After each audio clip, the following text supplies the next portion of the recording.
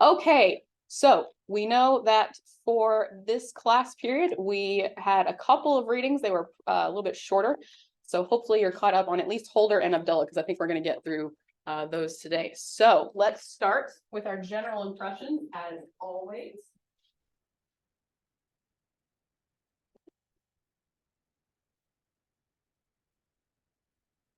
Holder. Someone tell me the facts. What happened in Holder? What are the really facts? There was a group wanting to offer aid to groups that were classified as terroristic. Yes. So there was a humanitarian aid group that wanted to provide, thank you, Michaela, aid to a certain subset of a population across the country. What happened? They enacted the anti-terrorism act. They amended it. They were not able to go over there and train for expert advice or conflict resolution Why weren't they allowed to do that? because they were deemed terrorists. Because the organization. Yes, one of them.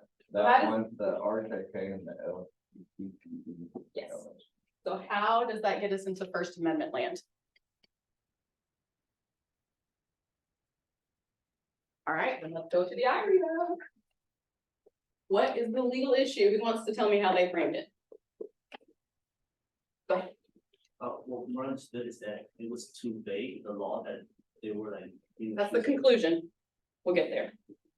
Vague, but what was the legal issue before it was decided? How was it presented to them? Tracy. What has to do with the vagueness though? That's it's section 303 in the AEDPA unconstitutionally vague when it says material support of resources. So you weren't off when you said vague. You just need to frame it in the form of a question, because remember, an issue is always a question for the court. Conclusions are where we get, yes, it is vague. We'll get there. We'll work through it because this is a short one. This is a short one because this was, anybody notice the split on this? What was the decision? 6-3. What does that mean? Huh? Say it again. It will do favor. They ruled in favor, yeah. What else does it mean? Go ahead, Gracie. There's only 8 people said 9. It's 6-3, right? Yeah. I was like, trust me, I am very bad at math, so that's why I had to double check it. Yeah, okay. Sorry, I'm trying to keep track of all of you. All right, what is significant about the fact that it's 6-3 and the fact that it's a very, very brief opinion? 6-3 is majority. Yes, right, we're in almost like a super majority situation. The only thing that would be more is unanimous or like 7-2, 8-1. We're in a very majority territory. What does that mean then for the strength of this case or this holding? Probably not going to get turned over. Right. Probably not going anywhere. Holder's gonna stick around. We also know that from the length of it. How long is Holder? Short. This is what can sometimes be called, I don't know if it's actually written on there, but sometimes they're called per curiam opinions, which is essentially where the court's like, hey, we agreed to hear this case. It is very obvious that you have done something wrong. Here's what it is. Go back and fix it. We're not wasting any more of our time on this. Is that the opinion you get from reading Holder? All right, so anybody else want to tell me how they phrase their issue in Holder? Got Gracie's. Anybody else brave enough to volunteer? Was Thank you, Nathan. the anti-terrorism act violated by them offering this expert advice or the provisions of the material support? Is it constitutional to stop that? The provisions, meaning the amended part in 2000. Great. So you have a two-part issue. Great job. Anybody else?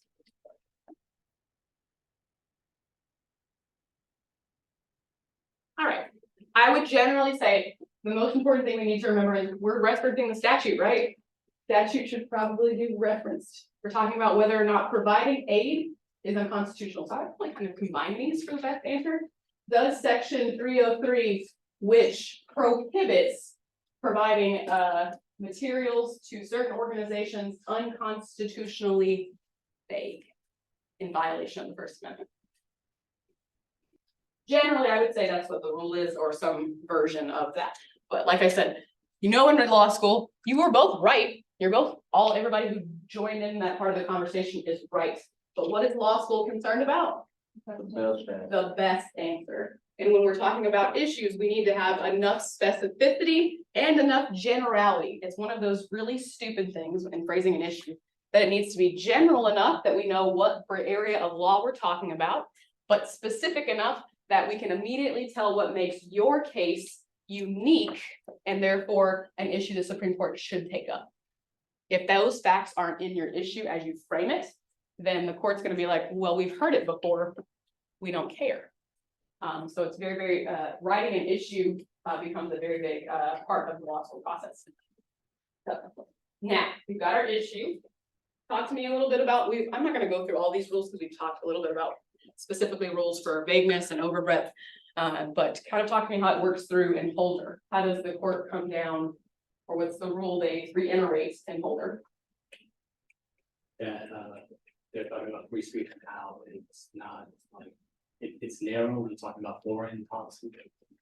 So we get additional descriptions of when we are going to make restrictions. What did I just do with that?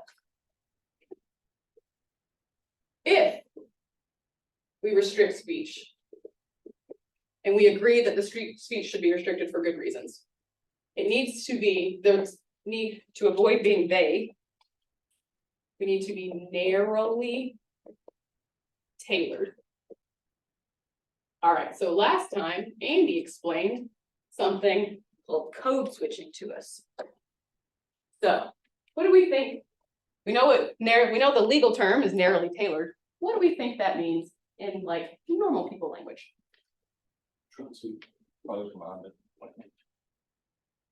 No.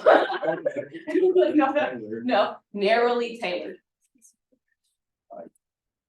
Tailor, specific or tight, close related to somehow, meaning it's got a very obvious connection. It is, and it's limited in scope. That's a big one. Or a big phrase you'll hear a lot. It is limited in scope. What scope? Something you need. You're close. What does scope mean? Like literally, I'm asking, what is the dictionary definition of something? All that's seen. Great, all that's seen or all that is within the purview of something, right? So for instance, if we're talking about, great job for you. So if we're talking about things like, let's say it's in the scope of my job responsibilities as an advisor, what would that cover? You guys, I advise you what it is. What are you supposed to do? Yes, my duties, what I'm supposed to do, which could be clearing you to register, right? Or meeting with you to discuss your classes or discussing law school applications with you. When we're saying something is narrowly tailored, meaning restriction, let's say there was a restriction theoretically on what I'm allowed to discuss with students. In order for that restriction to be upheld, it would need to be narrowly tailored and limited in scope. So let's say the restriction said that no faculty members, this is actually an issue. Okay, great, love this. We're gonna make this a full hypothetical that is actually relevant. So let's say the state of Tennessee decides to make a law that says no educational individual at a higher level can talk about race, sexuality, gender with students. We're not allowed to do it. Let's say that's the restriction. So you're restricting my speech and my conversations with my students, isn't that right? Mm-hmm. That would be, we would all recognize that, right? So the First Amendment would say, all right, that's a restriction. Is that restriction too vague? Yes. We're not going to go down that rabbit hole right now, but we're just focusing on the narrowly tailored part and limited in scope. So would we say, for instance, that that is narrowly tailored? So the concern that people will say that the reason this exists is that people are talking to students about things that are inappropriate. They may be encouraging to them to take action that is not in their best interest. Or they may be encouraging to do things that are potentially illegal. Or they may be engaging in, I believe the right calls it grooming or indoctrination of students, and we don't like that, and we're concerned about it. So we don't want them touching these hot button issues, right? We've heard these conversations, we've heard these rules, or we've heard these laws proposed. That obviously restricts my speech as a professor, I think this we've concluded, right? So let's just say you had to defend this, or you're trying to mete out whether or not this is constitutional. Is that restriction no talking about race, sexual orientation, gender identity, or economic status? Is that narrowly tailored enough to survive constitutional scrutiny? And remember when we said, what is narrowly tailored? Specific, it's close enough to what your job is. And is it in the scope of like you just conversing with students, or is it in the scope of this is for your coursework and what you teach? Great. Don't you have academic freedom in the classroom? Oh, I love that question. Yes, I do. But if the Supreme Court's or the law says that I don't, then there are certain things I can't talk about. And if I do talk about it, then I could be prosecuted. And prosecution would be where I allege this is a violation of my First Amendment rights. I am an educator at an institution for higher learning. We have academic freedom, which, by the way, doesn't fully extend to people like me. It only extends to people who have tenure. So again, system always finds a way to fuck you. Is this what's happening in Florida? Yes, it is what's happening in Florida. This is exactly what is happening in Florida. Florida enacted this exact statute in variation. And of course, professors are going to get charged because people are going to tell on them. And then we're all going to say this. You've restricted my speech. It's a restriction on speech specifically, but is it limited in scope? So what are the scope of my responsibilities as an advisor? What do I talk to you guys about? Schedules, what else? Future plans for semester. Future plans for semesters. What else do I talk to you guys about? Career goals, Career goals. What else do I talk to you guys about? letters of recommendation. There's a recommendation. What else do I talk to you guys about? Life. Who else at this university do you talk to much in life? Your spouse. Huh? At the university. At the university. Is there another person that is designated and appointed to you to help you navigate the college career as a person going through life? Who is that? Your advisor. So let's say you're having an issue in your class where you're being discriminated against, or you feel that you're being discriminated against, and I have been told I can't talk to you about issues of race. How am I supposed to assist you?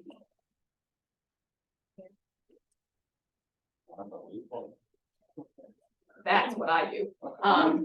What'd you say? Yeah, replace the words. Pretend instead of race, we're saying Barbie. Who cares? Whatever. Anyway, no, I'm just being silly, but just being silly. But Well, that might be an issue. yeah, that might be an issue. The graduate students are laughing about things that they know. Please ignore them. Anyway, huh? Do you own the rights to that? Do I own the rights to Barbie? No, I don't. Fortunately, Barbie is a public figure and has been since her inception in 1959. For those of you who don't know. Anyway, that's some brief bit of law for you. Anyway, we're not talking about Barbie. Anyway, so would that restriction, could we say that restriction was narrowly tailored? That I proposed? Why would it not be narrowly tailored? How could you narrowly tailor it? You could specify in what instances you can't talk about it, like in the classroom, advising, etc. Absolutely, you could provide more information as to when and where it's appropriate, or what kinds of discussions on race or gender identity are appropriate or not appropriate. For instance, you can say, not included in this are discussions of a student's experience in the classroom. That would be a huge loophole and would also help limit the scope, right, of this huge restriction. Because right now, how big is the scope on the restriction that I proposed? It pretty much covers every aspect of your life, doesn't it? Right? And if I can't talk to you about any of that, or that's a very large scope, so it's not limited and therefore not narrowly tailored. If we limited the scope and said, People who are academic, or excuse me, who are educators at a higher level cannot talk to students about racial issues in the classroom in courses that do not have a social or a social learning perspective or social learning component, meaning like you're not learning about society. So that would mean, let's say it's inappropriate to have a conversation about race in math or in, drawing a blank here, is there any other field in which, in theory, in computer science, something like that, where the topic of the class itself is not necessarily going to stray to social issues, right? If you limited it to that, and essentially we're saying you can't discuss race, gender, identity, and all that stuff with your students if you are the person teaching computer science, if you're teaching math, if you're teaching ACAD, you're teaching, give me some names that aren't my classes. What else did you guys take here? Chemistry. If you're taking chemistry, do you have any need to talk about that? In theory, again, we all know that race is always relevant, gender identity is always relevant, sexual orientation is always relevant. We know that. We exist as humans in reality. But if we're suspending the fact that we are real people and we're acting like politicians, those alligators, robots with no brains, no feelings, no humanness, in theory, that would mean in things like chemistry and in math classes, those wouldn't be talked about, right? Do you think that restriction might survive some constitutional scrutiny?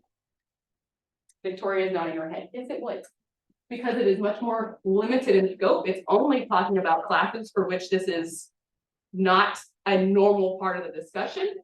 And it's specifically, or it's narrowly tailored enough to achieve the goal that we're hoping in theory to prevent, which is indoctrination of others. So if we're not allowed to talk about it in all those gen ed classes, which everyone does have to take essentially, then we're avoiding the issue, hopefully. I still don't think the restriction will be upheld when it goes to the well, I can't say that. Why am I not confident at this current moment that if Florida's ban that currently exists like this goes to the Supreme Court, why am I not confident that it will be struck down? Is Trump has like 4 judges there or something like that? What is the current makeup of the court versus, and remember, when we talk about conservative versus liberal judges, we are not talking about who's a Republican and who's a Democrat. Generally, we're talking about who is an originalist, meaning they want the 4 corners of the document. They only want those 4 corners. They don't want us to go outside for context. And people who say, living document, these are a general set of rules, we should allow some changes. How many originalists, conservative interpreters are on the court right now? Way more than that. Oh, Huh? 6. 6 of them. Interestingly enough, the only individuals who would be technically considered as like liberal or more living document individuals all happen to be individuals who identify as women. So Sotomayor, Elena Kagan, and Justice Ketanji Brown Jackson. 3 women holding down the fort for the entirety of the progressive movement. So do we think they're going to get the same result if this Florida statute goes up? John? I mean, I guess I have a question about. Yeah, go ahead. The push line, how do they expect anyone to do something at all? Like, is that just an entire section of academia that they're just gonna get rid of? well, I think in certain colleges, they are getting rid of certain departments. 100%. Yes. Well, that wouldn't be considered in the scope though. Unless they. Talk to me about that. Why unless not? They were just, how we were talking about it, it was like math or chemistry. In areas that aren't, you wouldn't expect. Right. Sociology is an area you would expect would discuss race. If we have, again, the narrowly tailored statute, but if we have that big statute, Florida doesn't have a narrowly tailored statute. I'm gonna tell you, it's a real big statute. It essentially says, if you work at a college, you don't get to talk about race. Then how would they, if it's not narrowly tailored, how would it uphold? What do you think? Knowing the arguments we've heard thus far, that's why I wanted to have Holder discuss today, because it is incredibly relevant right now. So essentially what people were told is they can't provide humanitarian aid to certain organizations on things like safe sex practices, on things like, here's how you can treat this disease. They weren't allowed to provide humanitarian aid. Where is that happening right now in the country? Or excuse me, in the world? Not allowed to provide humanitarian aid. We are not allowed to provide humanitarian aid. Why aren't we allowed to provide humanitarian aid to the millions of people, who are being murdered actively as we speak, and a genocide is being committed on an entire country of people? Why are we not allowed to provide humanitarian aid? Who's protecting the people of Gaza? We're worried about terror. Victoria, correct. We're worried about terrorism again. Allegedly, Hamas is the reason that all of this is happening, right? And the reason we can't provide humanitarian aid to people who are suffering is because we can't be seen to be cavorting with the likes of Hamas, right? This exact same issue doesn't go away, which is why I have students routinely reread it for Holder. We are saying that essentially it is your First Amendment right, or your First Amendment, it is not. You don't have any protection in saying, here's how you can get aid. What current situation would this also apply to in the United States? Abortion. We're in a fucking world today. Yes, yes. If I'm not allowed to talk to you about gender or sex, am I allowed to talk to you about abortion, which is now illegal? Am I allowed to tell you about where you can go? So as an advisor, how am I supposed to help you navigate life? Well, you're not, that's the point. I disagree. I think my role is to help you navigate life, or at least college, The right? People that put in. Exactly, but that is the point. They don't want that information to be out there.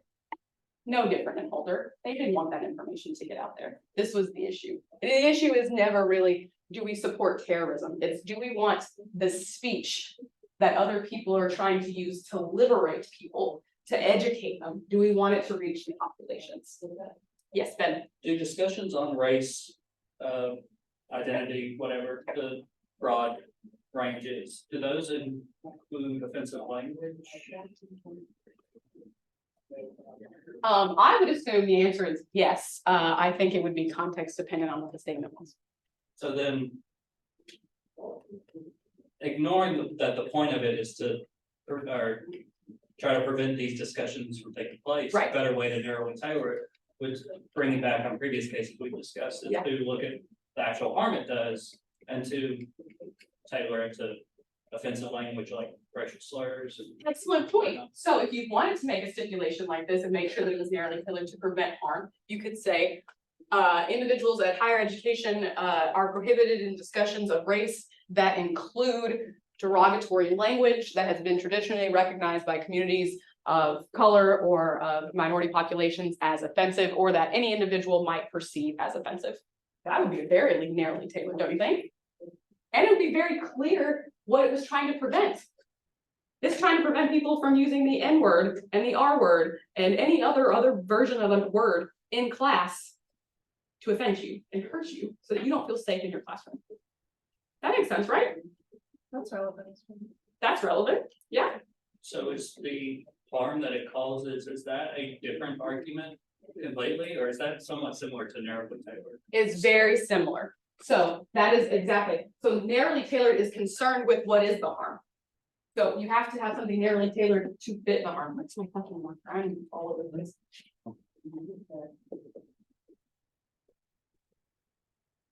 The harm. So absolutely, if the harm that we're trying to fix changes, then our question of our discussion of whether it's narrowly tailored is necessarily going to change. Because that is what narrowly tailored is concerned with. Does it fit to the harm? Is it narrowly tailored enough to prevent this harm? Is it limited enough in scope? So that we don't have what would be very good, what would be otherwise be completely permissible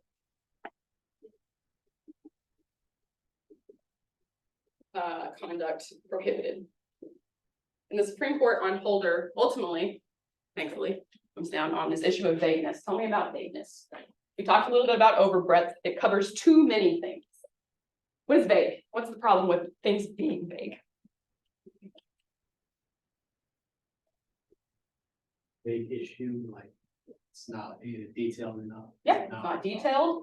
It's brief. Dull. Joshua, go ahead. Open to interpretation, I love that one, that's a very good one. Lorena had to internet as well. Open to interpretation, okay, let me make sure everybody. Great. So that is what vague means, why don't we like it in law? You can get around it. Destiny, It's never clear enough. never clear enough, and You can get around it. what is one of the presumptions about law if you're a citizen? Law being concise. Laws being precise, laws being detailed, somebody else said something. Clear and concise. Clear and concise, and what? Keeps us safe. Keeps us safe. Ben, Consistent. consistent. Are you assumed to know the law of your general jurisdiction? As a citizen, you are assumed to know the law of your general jurisdiction. And the reason is, it's because if you don't, or things are, so what's the problem with things not being clear and concise? And we said it's open to interpretation. So what does that mean as far as how we're supposed to behave? And you could commit a crime. 100%, if you could commit a crime and not even know it. That is absolutely why we don't like vagueness in law. Because one of the key stipulations to the social contract is that we know what is illegal, therefore can make an actual determination on whether or not we want to move forward. If a law is vague and says you can't talk about race as a college professor and I teach sociology and I'm teaching racial and ethnic minorities, how the hell am I gonna get through that class? So vague, but if it says you are not allowed to talk about racial context in courses that do not discuss broader social issues. Am I now a little more confident in how I can go forward? Absolutely. Again, these are examples that are not finite, they're obviously dumbed down, their laws would be much more complex than that, but does that concept to all of you make sense? The reason that we're concerned with things being overbroad, we're capturing too many. The same thing with similar concept with vague, we're capturing too many things that otherwise would be protected with this statute. That's why it is unconstitutional under the First Amendment. It's because it's capturing too many things. It's not because we're saying you can't regulate this form of speech at all, or that you can't pass a similar law. It's that this one and the way you have written it does not comport with the First Amendment. We're not confident. Any questions about the speech part of First Amendment? Because you know with Abdullah, we're moving on to assembly. John. So it's, I mean, it's kind of about this, but more about something you said. Mhm. Absolutely, I see brain power back here. Just a second ago, you said you don't want to get caught using, the N word, and you said the R word. Yes. What is the R word? I have no idea what that is. I'm trying to like scroll down in my mind, like. Is it? There used to be a Is it, or that ends with an R or starts with an R? starts with an R. We used to use the term, or excuse me, it used to be a clinical term, mental retardation, to refer to individuals who had an IQ below a certain point. We do not use that word anymore. It is not in the DSM-5. It is considered a slur, the R word, to refer to someone as that. Now the correct and appropriate person first language, anybody know what it is? Person with intellectual disabilities. Person with intellectual disabilities. What? Go ahead, Taylor. You could, but I was gonna say, but why wouldn't we just say, oh yeah, he's not. Because it's basic the human value of it. Absolutely, person first language. Now, huh? Neuro.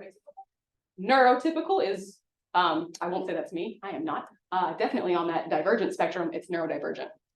So yes, that is the word that is clinically used, is neurodivergence, but divergency and neurodivergency is a scale. Did anybody know that? And that scale starts with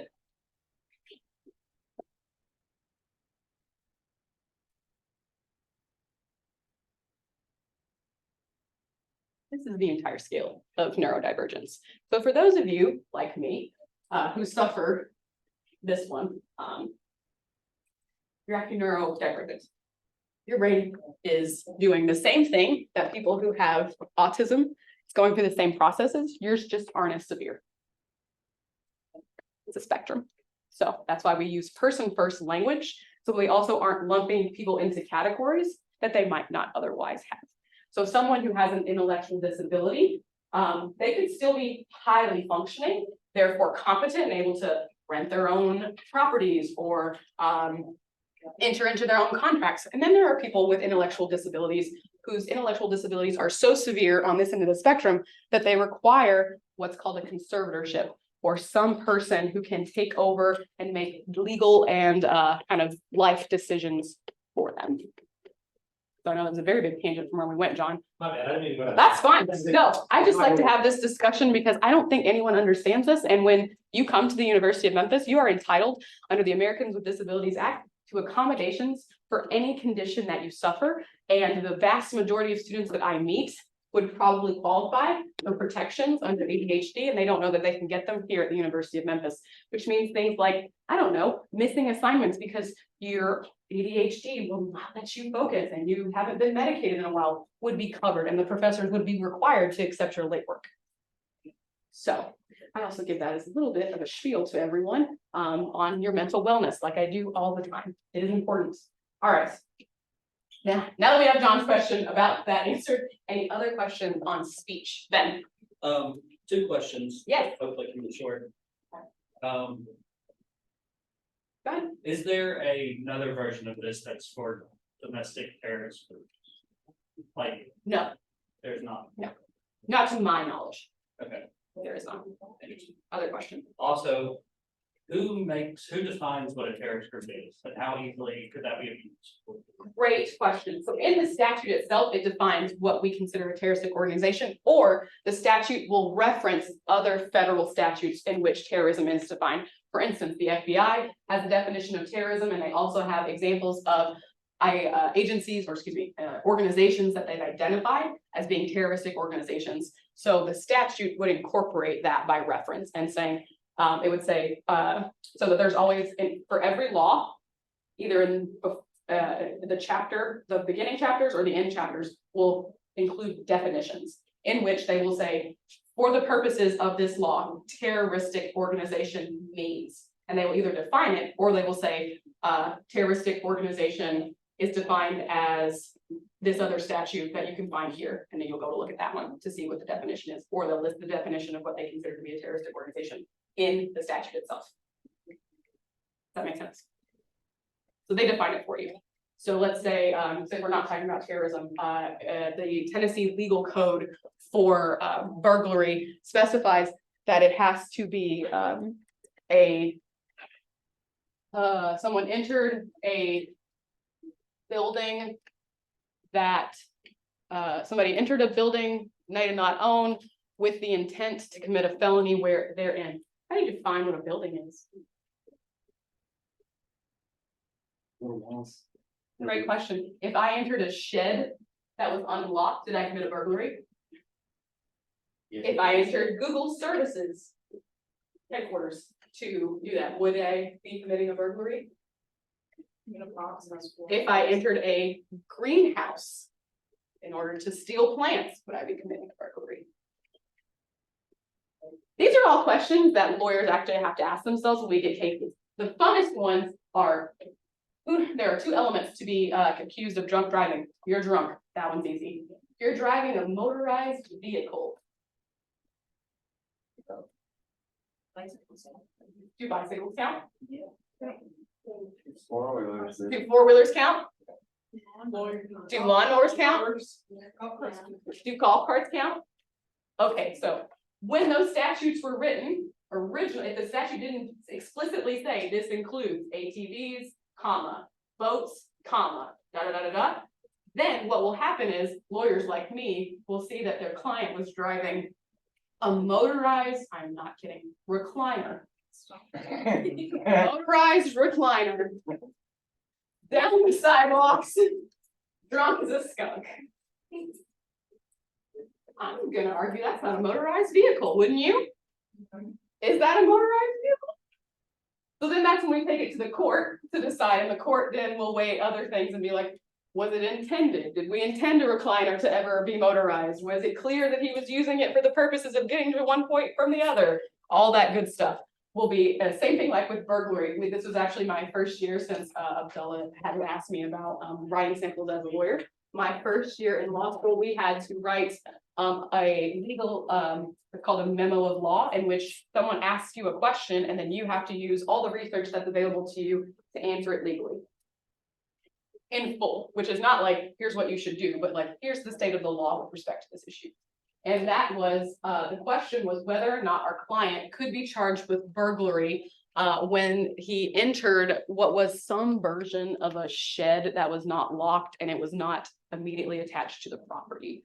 And there was some great case law from Missouri where I was about essentially like, it has to be an inhabitable structure. It can't just be a building. It has to be a burglary. It has to be something you can inhabit. Can you inhabit a shed? Depends on the shed, right? If it's one of those like crookedy, yeah, like things that are just like leans up against something and you couldn't get any electricity in there to save your life, absolutely not. But my grandparents had multiple sheds that carried electricity. My mom has one on her property as well. Is that an inhabitable structure that people can burglarize? Yes, it is. You can live in it. You can survive in it. You're good. So that's a little note on how we define things as lawyers. Hopefully, the legislature defined it in the statute. If not, and it's vague or it's not clear, or they didn't think of everything, which is usually what happens, because who's gonna think of motorized recliner to include in the DUI statute? Nobody. But a man did it, they got charged, and that went all the way through. So yes, note on that. Crazy. After that, did they go back to the time or they just? No, they just held that so what happens after a court decides essentially whether or not something counts, like let's say the recliner counts or not, then that essentially, does anybody know what called when I say it becomes canon and nerddom, right? It becomes law. It becomes just as powerful as the other law. It's case law now. So a court has read this law, interpreted this law, and concluded that it does include that, therefore forevermore it does include that. And we don't need to go back to the statute to fix it. Sometimes, especially after something's gone on for a lot of times, and maybe the courts have made lots of exceptions or decisions, the legislature will go back and be like, all right, let's revise the statute so that we can address all of these issues. But most of the time they'll do it piecemeal along the way for new and emerging issues. That happens a lot when we talk about Fourth Amendment, because like I mentioned earlier, did anyone who was writing the Declaration of Independence ever think that we would have pocket computers that could give us access to every other part of the world at any point in time? No. They absolutely did not. So how are they supposed to know whether or not that would constitute a search? Right? How would we think about that? We don't know. All right. Yes, Victoria.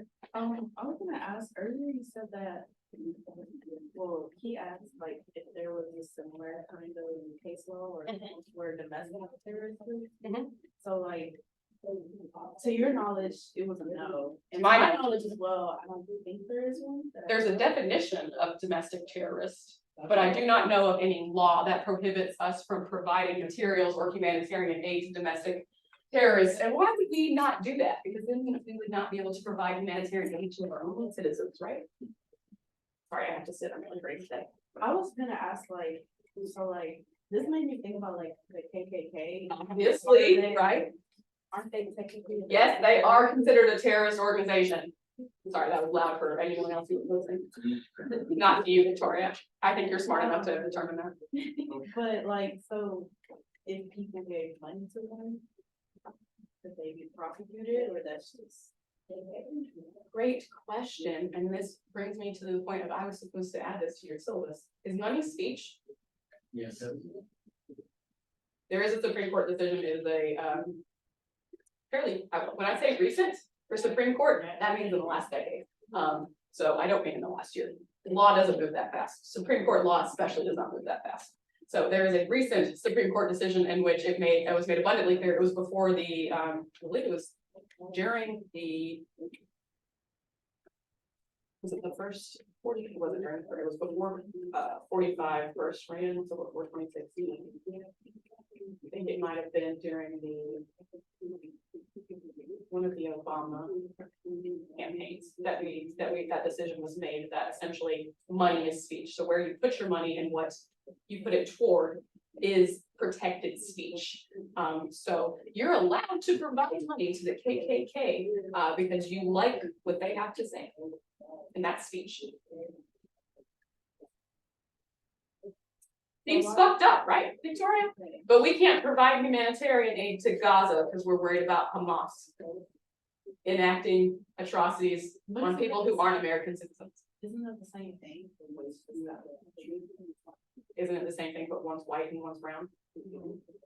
I mean, I like to call things out the way I see them. Absolutely, is it about American citizens, but is it also more about the fact that they're Middle Eastern countries, or that, the people who belong to the KKK are white, landowning, tax-paying citizens, right? Aren't they? That's who founded it. I'm not making that up. That's a history book reference.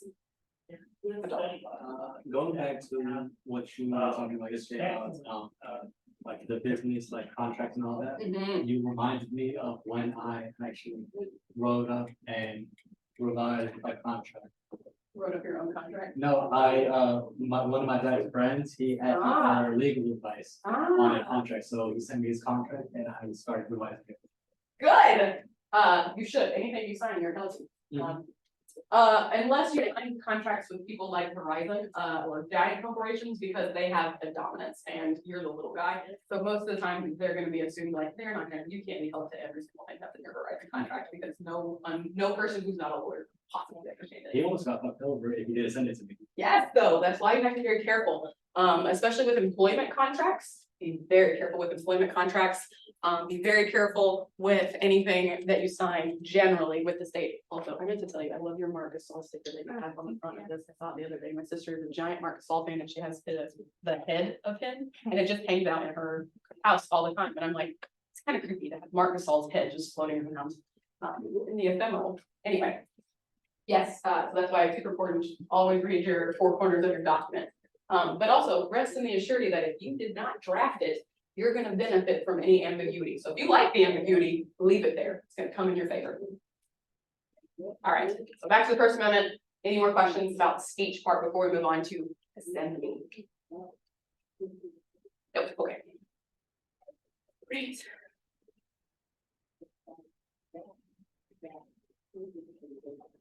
So the first case that you read was Abdullah. Yes. Last name Abdullah. Tell me the facts of this case. Actually, this case that he's taken to court because he was quote unquote disturbing the peace while standing still and protesting. So, an individual was arrested for disturbing the peace while he was standing on, this is important, public sidewalk and public property at a protest that had been pre-planned and was largely peaceful at the time. Does anybody happen to note the location, date, or reason of these protests? And when was this?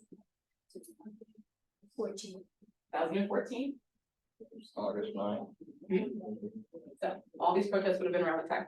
Fun fact, I was in the St. Louis County Public Defender's Office when Michael Brown was killed. So all of these protests that they're describing, I was watching as an intern through the little courthouse windows. It's fun time to be a law student in St. Louis. Not so much fun to generally be in St. Louis, because then my mom would text me all the time with these photos of like cars blowing up and being like, "Are you okay?" Yes, I'm fine. I am a white person in St. Louis. I am fine. The reason I went to St. Louis was Lambert's. Lambert's is shit, dude, okay? And also, Just for the roles. I don't understand the roll thing. Do you like food pelted at you? Is that a preferable way to eat for people? I mean, it's Oh, is it?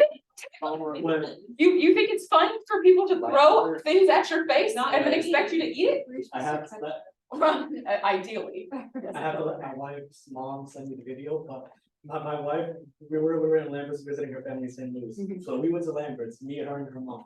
My wife just unexpectedly just started stretching like this. Roll, Oh, roll. That is funny. So I have this very big thing against Lambert's because before my spouse and I were together for an extended period of time, he was a big Lambert's fan. This is because he didn't know what good cooking was. He'd grown up with his parents his whole life and they're terrible cooks. So he was a huge Lambert's fan. He will brag to you that he has visited every Lambert that exists in the continental United States. He literally drove to I think Florida is the farthest one to visit, so that he could say that he had done this. So when I say, I think Lambert's is shit, I'm literally speaking from like a place of like, don't make me go there ever again. I don't like it. The food isn't good. It's not well seasoned. This is literally, don't get it. Anyway. One place, I want you to go visit. Yeah. St. Beale Street, Korean journey. I've actually heard of that. It's really good. I tried it. We'll make a note of that, thank you. All right, Abdullah, 2014, Michael Brown has been killed. People are, in my opinion, having been there and have been present, and also knowing the historical nature of St. Louis and its racial discrimination in policing practices, especially in the county. City where I worked later is a different question entirely, but rightfully, peacefully protesting the murder of a. How old was Michael Brown? Was he 18? Was that? He was 18, wasn't he? Destiny, yeah. He was murdered. And people took to the streets to begin protesting. And in doing so, the county thought they would be real slick and do this ordinance, which says essentially, you can't stand still. You have to keep moving. You can't stand still. So when police would show up, they would demand people would be, what happens at a protest? You sit around like, I'm putting out of your minds when I say a walk or a march, but I mean a protest. What's happening? I can speak about it because I've led multiple protests for Palestine. Hey, tell us about it. So protests can either be a march or a silent protest where you're just standing in one position and and it's in a public place. So for me, if we're not marching, I would always sanction them to the park that's behind the FedEx Forum, and we would just peacefully protest. And you'd be there. Sometimes you might sit, you might talk. For some religious organizations, particularly in this instance, religious organizations and church leaders would show up and pray. They would pray for the communities. They would pray for Michael Brown. They would pray for his family. Anybody ever attended church and been forced to march while doing that? No. Unless you're Catholic, bro. Just kidding. You've never been to a Catholic mass. There's a whole lot of what feels like aerobics involved.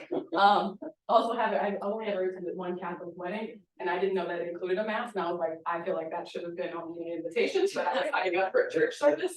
I'm mass head. I don't enjoy mass, obviously, as a witch. So I'm thankful for me.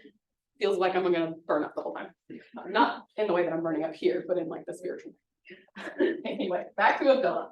So, yeah, thank you. We gotta always get back on track. So we're in Abdullah. Now, what I want to know about Abdullah is that if he stood in a public place, wouldn't he also have gotten a written document saying that he is legally able to stand there? So that was some of the issue, was the city was saying, you didn't have a permit, and if you Yeah. want to do that, you have to have a permit. I didn't have a permit for one location, and the Memphis State Police were not bothered by it. So, they forewarned me ahead of time that some cops, they don't take kindly to that, so. Yeah. After that, I talked with the mayor, because I'm good friends with the mayor and attorney Steve Moore, so I talked to them, and they've always given me permits for every location. Absolutely. So if you have a person who's usually like, if your organization is, pretty tightly ran, you got all that stuff, a lot of times people will get permits for this. Think about the people who would be protesting for Michael Brown and how fast it all happened. Wasn't it the following week? Literally the next day. The protest started the next day. This particular case was not the next day, but the protest started that time. How quickly do you think they could get into, and remember, they had to get into small individual courthouses. They weren't going to the Shelby County or the St. Louis County courthouses. These were the municipalities that were charging them. Do anybody want to guess how many municipalities exist in the county of St. Louis? Over 50. Yes, over 50. How much over 50? At this time. Some have been since consolidated because we got sued, the county got sued big time by the federal government. 80. Imagine driving through Shelby County and you go through 80 different cities. What had happened in St. Louis was when St. Louis started to integrate all mass white flight from the city itself happened to the county, to the point where county individuals petitioned to have the city and county treated as two separate legal entities. They are two separate jurisdictions, which means all the people of color primarily are in the city and all the individuals who are white and affluent are in the county. Not a hard and fast line, obviously borders areas, they're become kind of a little bit, I won't say a hotbed of criminal activity because it's not, but it does create that tension, and that's where we get some of the tensions that we saw in the Michael Brown case. That's also why we didn't get permits. You know how often any of those small, tiny courthouses are open? Sometimes I might be open from like 5 p.m. to 8 p.m. on every third Thursday of the month. Because that municipality does not have the budget to operate a full courthouse and a full police staff 24/7. It doesn't exist. It's a tiny ass municipality. They're holding court in someone's garage. That is not an exaggeration. Y'all laughing, it is not an exaggeration. When they have, in the past, when small municipalities have had issues with the places that they were currently meeting, sometimes they will meet in libraries. Can you imagine if the mayor didn't have an office? Paul Young had to drive to Highland or to Poplar and Highland to the big fancy library to hold any meetings he wanted to have. And that all of you, if you wanted anything, if you wanted any permits, had to do that as well. Are you ever gonna get a permit? No. No. So that's why we don't take up that issue legally in this case. Yes, typically we would do that, but we don't take up that issue because there were already enough racial and social class issues happening with this case and the issues at the time that we weren't even getting to whether or not places like Pine Bluff, which was where Darren Wilson was employed, we're not even gonna get to whether or not they would have given them a permit, because would they have given them a permit? Absolutely fucking not, no. So we're skipping that forward. So what's the issue here? What's the legal issue? Who wants to bring it for me? Annie, no, I'll get you Gracie. Does the keep moving ordinance violate the First Amendment right to?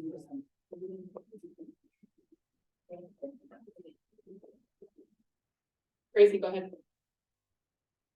She got to know about a different, that one, I said, does it infringe on the right to speech and assembly? And then I said, was the keep moving policy in this case unconstitutional today in violation of its due process right?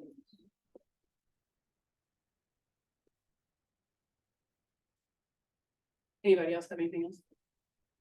Joshua. That was it? You sure you don't want to try? I mean, sure. Go ahead. Does it keep moving will violate or to let's see section 1983 infringing upon the First Amendment right to peaceably assemble and violate the First Amendment's due process clause due to arbitrary enforcement. What Joshua did was combine this one and this one into one whole issue. Great job. So I would say best answer, probably Joshua, because he included all the things. But Andy, I did think that for as far as a concise statement of the issue that had included all relevant parts, great job. That's exactly how, if you were on a law school exam, they would kind of want to see it. The language that I like here is, does it infringe? And I also like that Gracie and Joshua included the due process issue. Why is this important? Why is the due process issue important?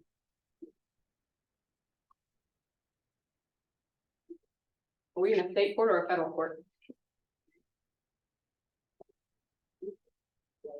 Which means we invoke a different amendment, doesn't it? Instead of invoking the Fifth Amendment, what are we invoking? Yes, we are invoking the 14th, which means that we are not just talking about the First Amendment, we are now talking about the 14th as well. Because if we are talking about a violation that the state has committed or the state made, then we have to talk about what applies to the states. Federal law typically, or excuse me, before the 14th Amendment, the Bill of Rights, including the First Amendment, did not apply to the states. So it's very important that we include that note on due process in raising our issue, or at least when we discuss the issue, because that's how we get to state conduct. Otherwise, we don't discuss that. We don't have the 14th Amendment. This is not a case. Actually, the entire course of US history would be very different, especially legally. But anyway. So yes, great issues. Tell me about the rules as far as peaceably assembling is concerned. So obviously, again, we're in the First Amendment still, but we're in a different right. We're in a different vested right. Instead of the right to freedom of speech, it is the right to peaceably assemble. And we talked about how, just a second, Joshua, we talked about how the right to peaceably assemble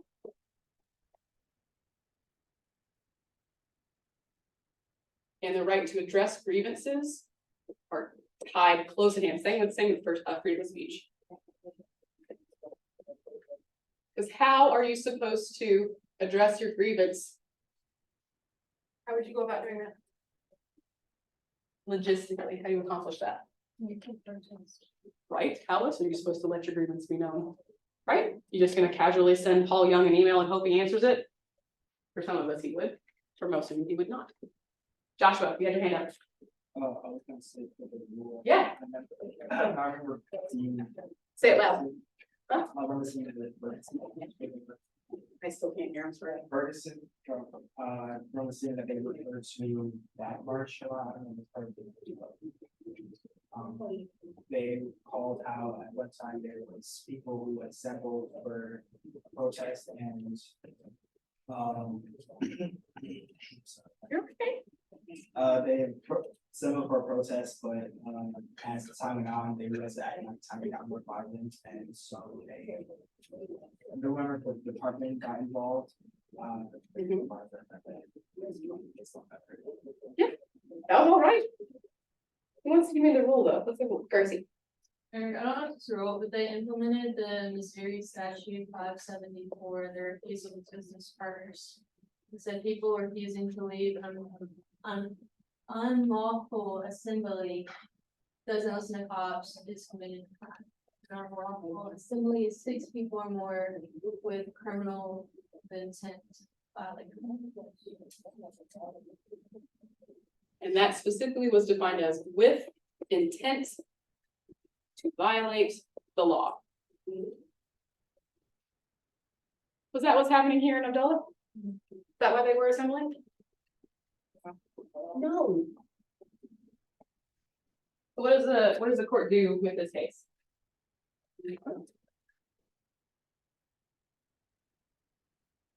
What's the rule?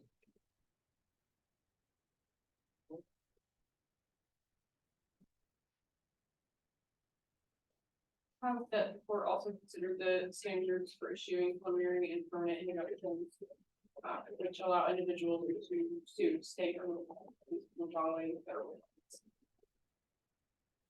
Say it again. Yeah. Let me go back to where I was.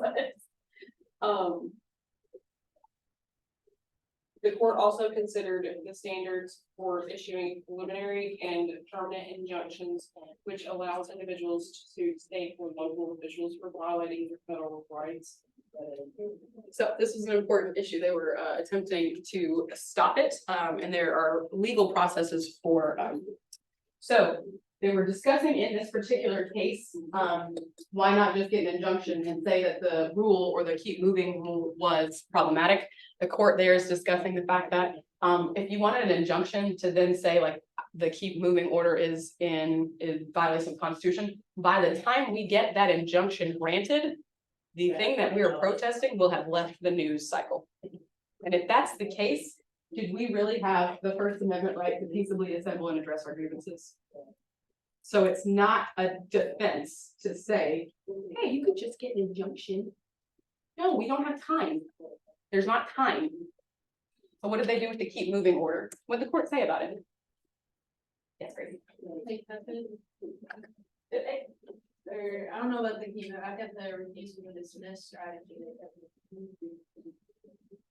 You said refusal to what? The refusal to dismiss, like arresting people for not getting charged.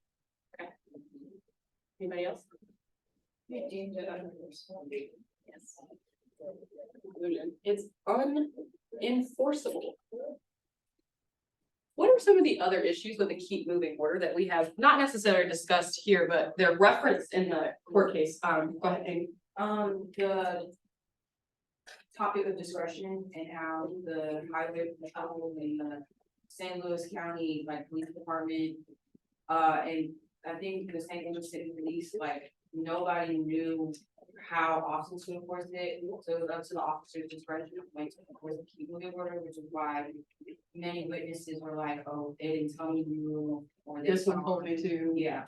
For discretion, so when we have laws like this that don't give us any guidelines for like at what point we become, so like earlier we said 6 or more, with the intent to commit crime, that's when we're busting it up. That wasn't happening here. So, is the keep order, do we do the keep order or moving order? We do not. And that was what a lot of officers were legitimately struggling with. We don't know whether or not we're supposed to enforce this. In St. Louis City, where I was, those officers aren't going anywhere near it. Why not? That's the county's problem. I ain't touching it.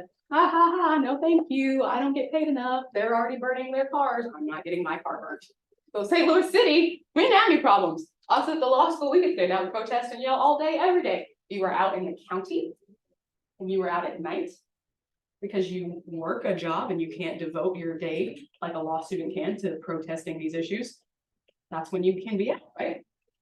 What is another issue we haven't yet discussed? Discretion is a big issue because if we don't have it being equally enforced, then why is that a problem?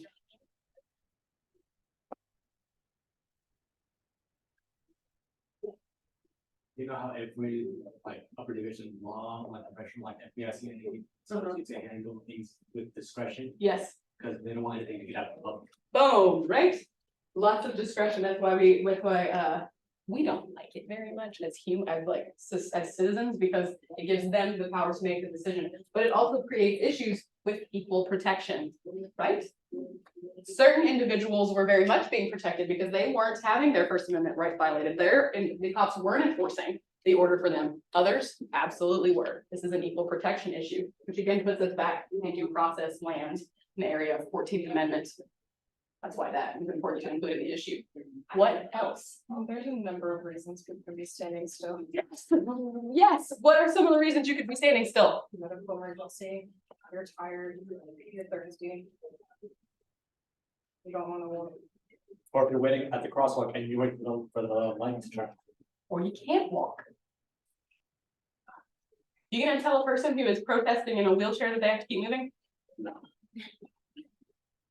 I had my surgery, and I'm not supposed to walk more than 15 minutes or lift more than 25 pounds post that surgery for an indeterminate amount of time. Thank you, Dr. Kurt. No, that's not Dr. Curtis, wrong doctor. Dr. Tillman. What are you gonna tell me after 15 minutes? I'm gonna get to my 15 minutes and I'm gonna be like, nope, doctor says I can't.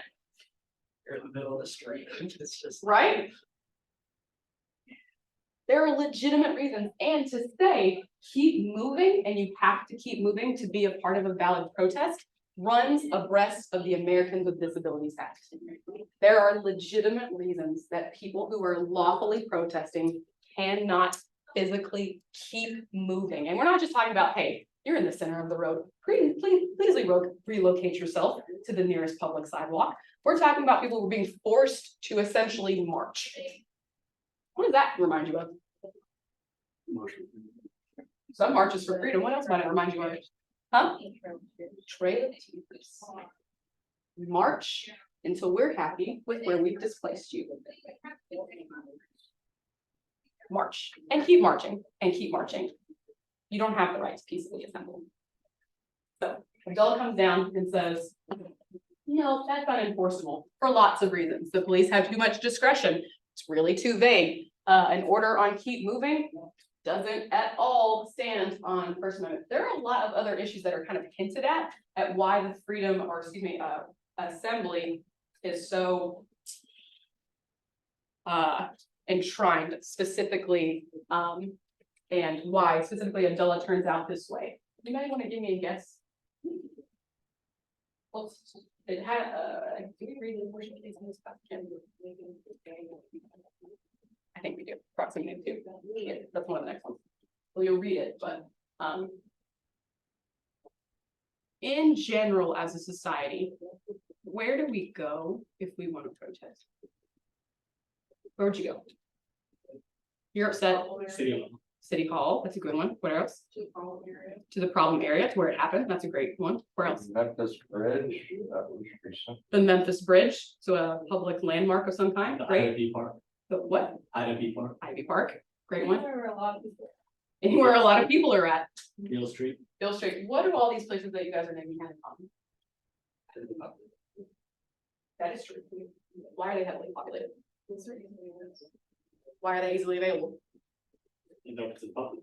Yes, they are public sanctioned places. Meaning the government has said, of all the places you can go as people, these are public. Parks, sidewalks, bridges. Those are all public spaces that we inhabit as citizens, which means we have the right to fucking be there. First Amendment, to address our grievances, because where else would we go? Just like we have the right to be at City Hall and stand in that lobby and protest, because that is public property. That is, we own it. Whoever runs the city does not own it. We own it. Our place is in the law. Any area of public domain is considered like the pinnacle or the bastion. It's what's supposed to happen. That's where exchanges of free ideas are supposed to occur. The public is supposed to show up to those places to address the government or officials and be heard. That is a cornerstone, a touchstone of our democracy, according to the founders. And so that is why we very, very much do not like any kind of law, regulation, restriction that keeps the public from being able to access or utilize in their desired capacity the area of public spaces. And public sidewalks are like public welcome area #1. They are everywhere.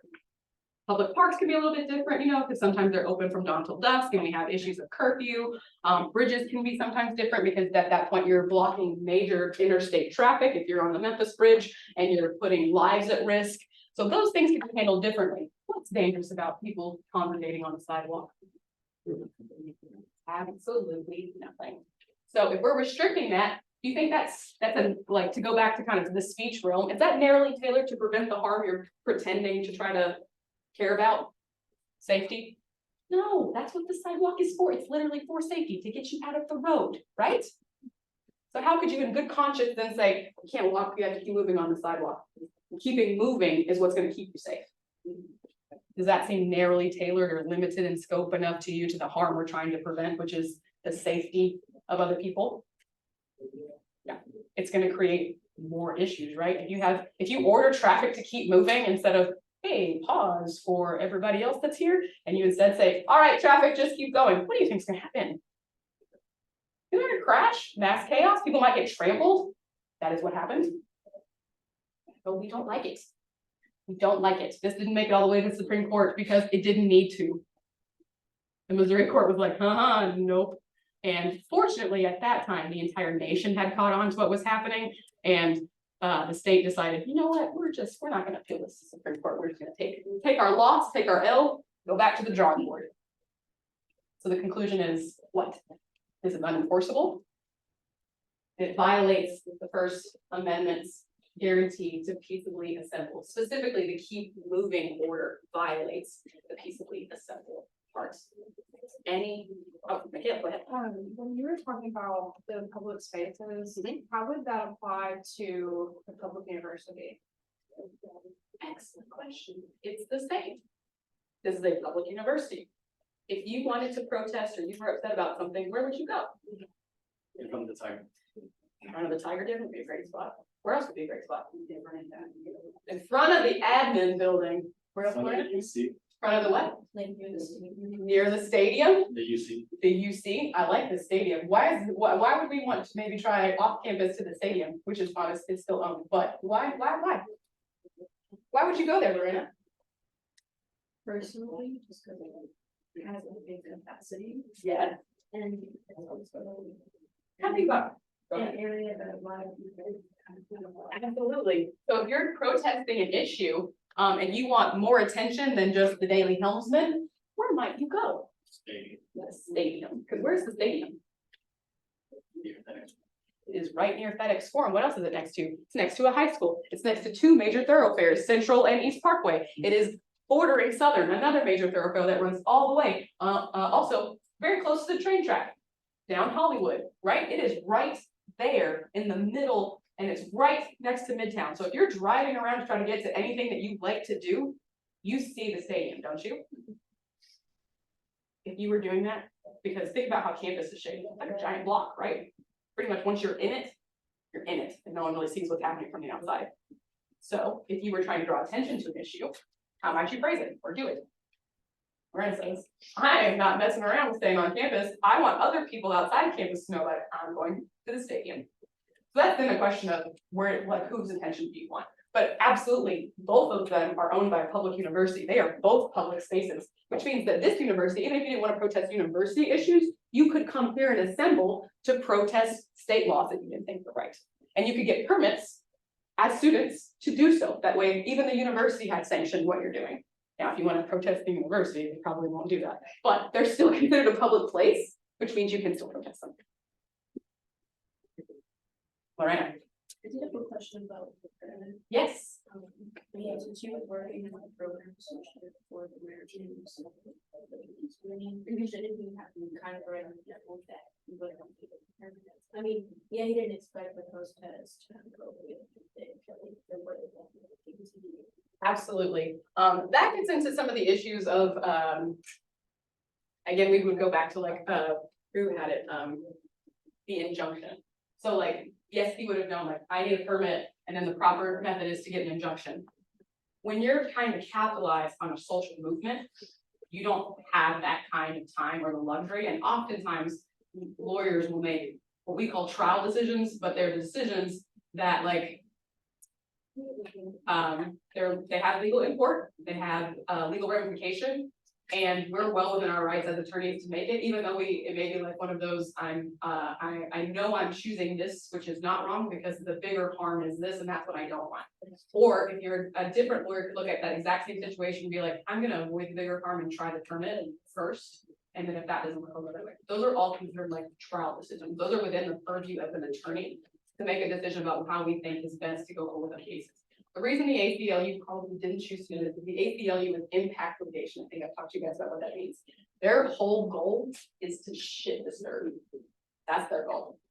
So most of the time, are they going to try to do so legally? That way they're covered? Absolutely. They're going to try to do so legally. The situation that the ACLU was responding to in the wake of Michael Brown's murder was happening and developing faster than anyone would have possibly anticipated. I was literally in Memphis when the shooting itself occurred to visit my sister for the weekend, because I believe it occurred on a Friday. And I came back to report to work on Monday, and everything was blockaded, and I've been gone for like less than 72 hours. And I remember talking to my internship quarter, and I was like, what happened? And he was like, you didn't see the news? And I was like, yeah. He was like, I was like, the kid was shot by a police officer. He was like, yeah. And I was like, no offense, but like that happens every day. Why are there protests happening? And he was like, that's a great question, but something about this one has set off the world. Because the reality was, this was one of the first, like Trayvon Martin, that were recorded. These were the first ones that were recorded. And when you have that for the first time as an ACLU individual in your civil impact litigation, he may have made the trial decision to be like, permit might be the best, but I don't have time to work with that right now. Or he may have tried the permit and it didn't get processed fast enough. So there's lots of reasons that could have happened. I don't want to speculate because it's not clear in the record why, but just to kind of give some examples of what may have happened or all the situations or factors that may go into not getting a permit when we know if we had one, or just to be on the safe side. I will also generally note that if you're in civil impact litigation or criminal defense, we aren't really playing the let's be on the safe side. That's kind of not our role in life, right? We're representing people who are alleged to be criminals. Or for civil impact litigators, you're shit disturbers. You are actively trying to change the government and telling it what it's doing is wrong. So the process of getting a permit then becomes like, why do I have to do that? You know, kind of like a middle. It's kind of more of also a Middleman situation.